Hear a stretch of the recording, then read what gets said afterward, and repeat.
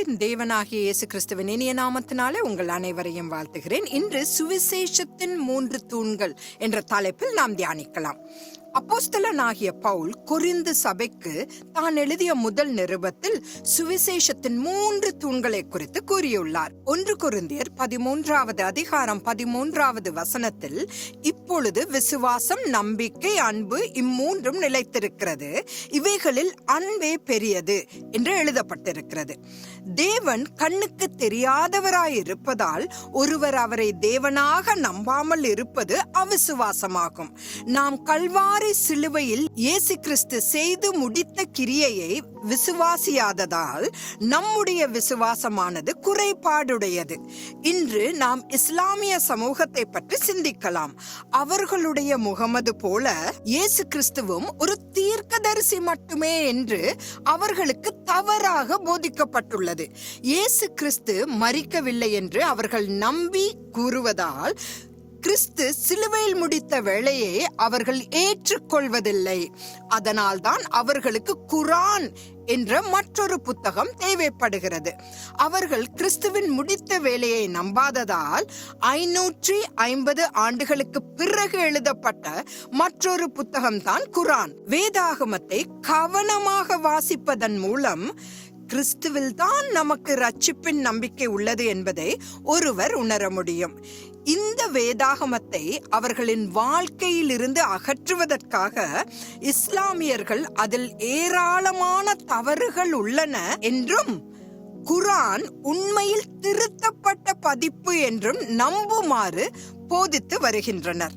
யோவான் தனது முதல் நிருபத்தில் பல கள்ள தீர்க்கதரிசிகள் உலகத்திற்குள் நுழைந்துள்ளனர் என்று எழுதுகிறார். இதில் தனிநபர்களை சத்தியத்திலிருந்து வெளியேற வைக்கிற அந்த கிறிஸ்துவின் ஆவியும் அடங்கும்.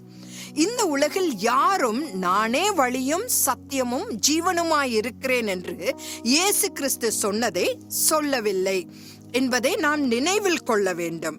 புத்தரின் கடைசி வார்த்தைகள் இப்படிதான் இருந்தன: என் மகள்களே, அழ வேண்டாம், நான் இன்னும் சத்தியத்தை தேடிக்கொண்டிருக்கிறேன். கடவுளாக தம்மை விசுவாசிக்கிறவர்களுக்கு நீதியை வழங்கும்படி தனது ஜீவனை கொடுக்க மட்டுமே தேவனாகிய இயேசு கிறிஸ்து மனித ரூபம் எடுத்தார். அவரை தவிர ரட்சிப்புக்கு வேறு வழி இல்லை. நாம் பரலோகத்தில் இயேசுவை பார்ப்போம் என்ற நம்பிக்கை இல்லை என்றால் நம்முடைய விசுவாசம் மதிப்பு இல்லாமற் போய்விடும். நமக்கு இந்த நம்பிக்கையை வழங்கிய இயேசு கிறிஸ்துவை நாம் விசுவாசிக்கிறோம். நீதியானது நமக்கு கிறிஸ்து சிலுவையில் முடித்த கிரியையை நம்புவதன் மூலம் மட்டுமே வழங்கப்படுகிறது. நாம் இந்த வாழ்க்கையில் செய்யும் எந்த வேலைக்கும் அதற்கு ஊதியம் கிடைக்கும். ஆனால் நாம் எந்த வேலையுமே செய்யாமல் நம்முடைய நிலைப்படுத்தப்பட்ட நீதியை நாம் பெறுகிறோம். அதுதான் பொசிஷனல் ரைச்சியஸ்னஸ் என்று ஆங்கிலத்தில் நாம் கூறுகிறோம். அந்த நிலைப்பட்ட நீதியானது பரிசுத்த ஆவியின் அல்லது கிருபையின் ஆவியின் மூலம் வழங்கப்படும் கிருபையின் வரமாகும். இயேசு கிறிஸ்துவை விசுவாசிப்பதனால் நாம் மரித்தால் பரலோகத்திற்கு செல்வோம் என்ற நம்பிக்கையை அந்த நீதி உண்டாக்குகிறது. அன்பு என்பது இந்த பூமியிலேயும் சரி பரலோகத்திலேயும் சரி என்றும் நிலைத்திருக்கும். அதனால்தான் அப்போஸ்தலனாகிய பவுல் அன்புதான் மிக பெரியது என்று கூறுகிறார். முடிவில் இன்னொரு விஷயத்தை நான் சேர்க்கிறேன்.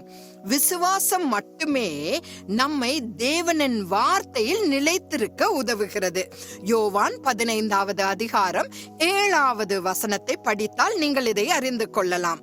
மேலும் அது நம்மை பரிசுத்த ஆவியின் கனியை கொடுக்க உதவுகிறது. பரிசுத்த ஆவியின் கனியானது தேவ குணமாகும். அந்த தேவ குணத்தை நாம் அனைவரும் பெற்று அன்பினால் நிறைந்து பரலோக ராஜ்யத்தை நாம் சுதந்தரிப்போமாக. நாளை சந்திக்கலாம். ஆமேன்.